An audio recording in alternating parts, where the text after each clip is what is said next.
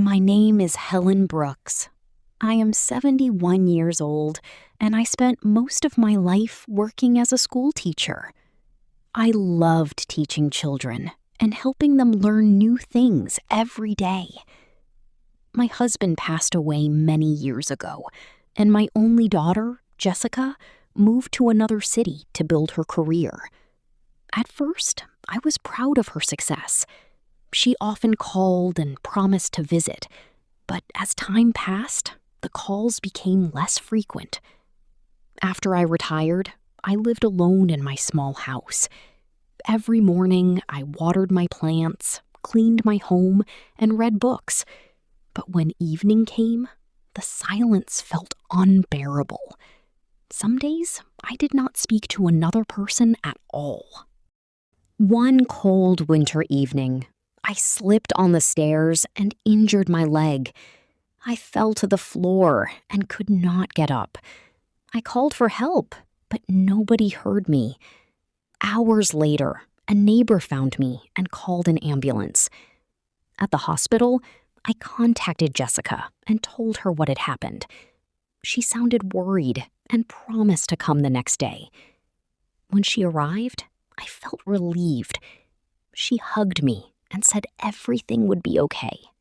A few days later, Jessica suggested that I move into a care home where professionals could look after me. The idea broke my heart because I loved my home and all the memories it held. However, I trusted my daughter and agreed. The care home was clean and comfortable, but it did not feel like home. Jessica promised to visit every weekend. At first, she kept her promise. Then her visits became less frequent. Soon, months passed without seeing her. Every Sunday, I sat by the window and waited. I watched every car that entered the parking lot, hoping my daughter would step out. But she never came. One afternoon, a young volunteer named Ethan visited the care home.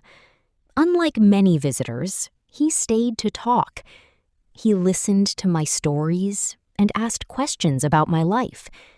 He remembered my favorite books and even brought me flowers because he knew I missed my garden.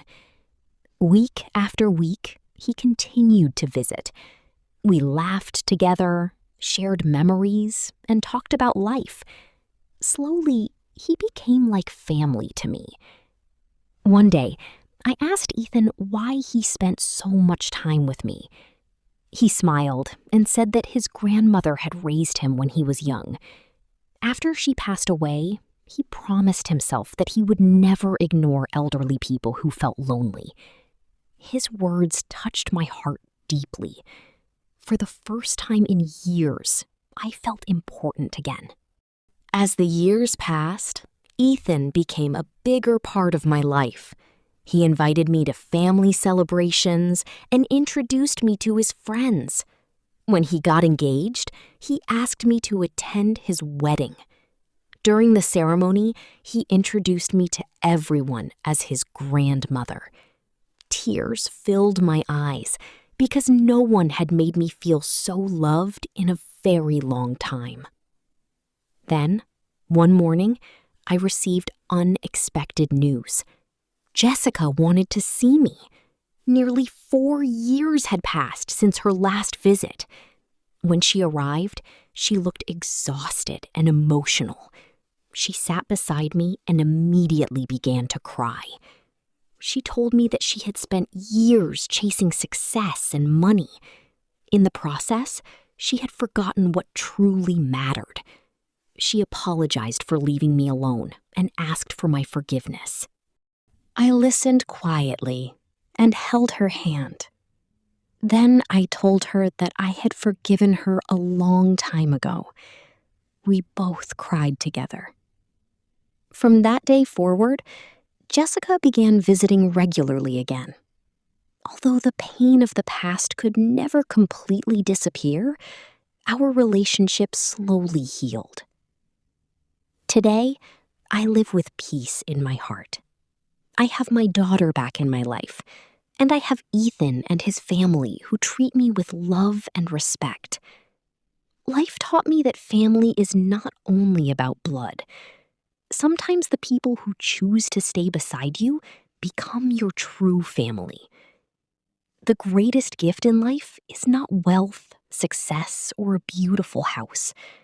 The greatest gift is having someone who genuinely cares about you when you need them most. If you were in Helen's place, what would you do? Let me know in the comments below. If you enjoyed this story, please like, share, and subscribe.